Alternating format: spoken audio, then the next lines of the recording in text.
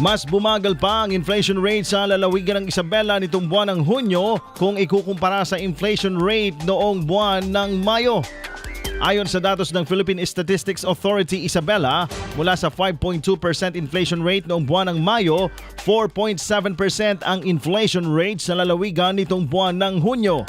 Sa ulat ni Ginoong Julius Emperador, Chief Statistical Specialist ng PSA Isabela, nanguna sa dahilan ng pagbagal ng inflation rate ngayong buwan ng Hunyo ay ang transportasyon, kabilang ang presyo ng produktong petrolyo katulad ng gasolina at diesel.